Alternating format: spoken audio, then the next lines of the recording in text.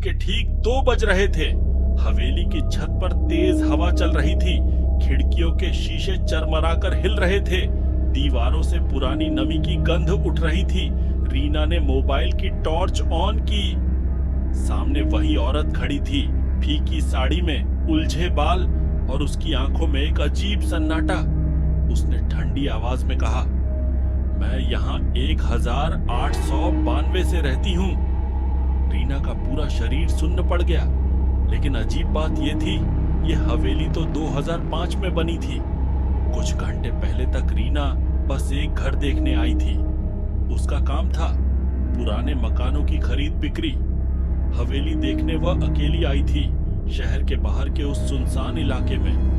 बाहर सड़क पर बसों का शोर बहुत पीछे छूट गया था। हवेली के गेट पर झंग लगी थी, लेकिन दरवाजा अपने आप खुल गया था, बिना आवाज के। अंदर हर चीज जैसे छोड़ी हुई नहीं, बल्कि रुकी हुई लग रही थी, जैसे वक्त वहीं ठहरा हो।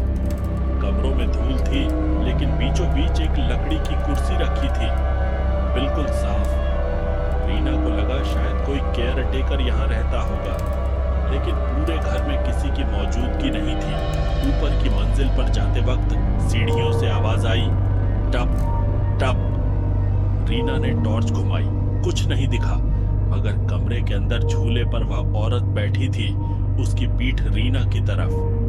रीना ने बस इतना देखा कि उसके बालों में पुराने फूल जमे हुए थे, सूखे हुए पर नए लग रहे थे।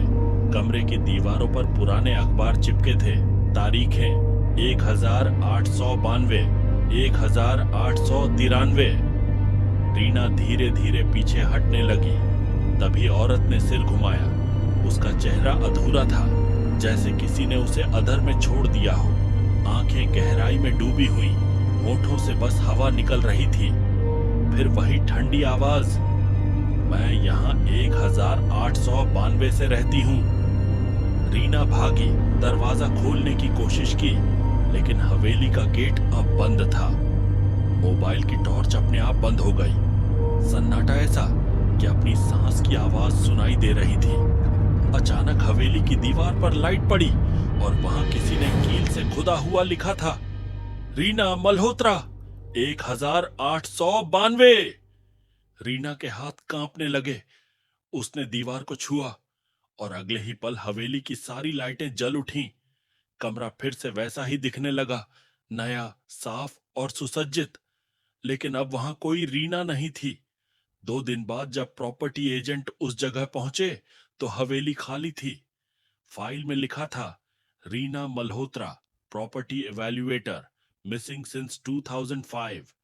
और हवेली के बोर्ड पर अब भी लिखा है, 1892 हाउस, नॉट फॉर सेल।